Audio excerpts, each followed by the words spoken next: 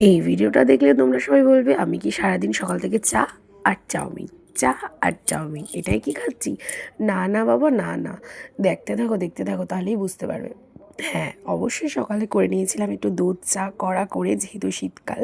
তারপরে ব্রেকফাস্টে খেয়েছিলাম চাউমিন, তারপরে আর কোনো রকম ব্লগ শেয়ার করা হয়নি। আবার সোজা চলে গেছি বিকালে রিঙ্কি বৌদির বাড়িতে। রিঙ্কি বৌদি দিয়েছিল কফি, আবার দিয়েছিল চাউমিন। আর হ্যাঁ, তোমরা তাই জন্যই হয়তো বলতে পারো আমি কি এই ব্লগে সারাদিন চা আর চাউমিন খেয়ে কাটিয়েছি। না না, দাঁড়াও দাঁড়াও, ওদিকে দেখতে পেলে আমার ছোটোবেলার অভ্যাসে আমি চলে গেছি। আমি আমার দাদার ছেলেকে বললাম আমার একটু হাতে এঁকে দে, আমার হেব্বি আরাম লাগে জানো তো বন্ধুরা। এই দেখো, সারাদিন আমি চা আর চাউমিন খাইনি, রাতে ছিল মুভি, আর তার সাথে ছিল রিঙ্কি বৌদির হাতে, রিঙ্কি বৌদির বাড়িতে আমরা আজকে ডিনারটা করেছিলাম।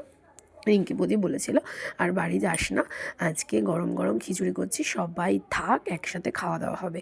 তো তাই জন্য রিঙ্কি বৌদি বানিয়েছিল খিচুড়ি, বেগুন ভাজা, পাঁপড় ভাজা।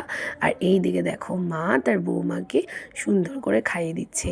এই মিষ্টি মুহূর্তটা আমি আর ক্যামেরা বন্দি না করে পারলাম না। ওরা কিন্তু জানে না যে আমি লুকিয়ে কোন সময় ভিডিও করেছি, পরে বুঝতে পেরেছিল।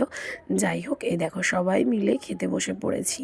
আর আজকে না খুব মজা হয়েছে, সবাই মিলে ছিলাম তো। আর এই দেখো আমার কর্তামশাই, আর এইদিকে আমার সোনা বাবাকে দেখো পাঁপড় খেয়ে বলছে টেস্টি।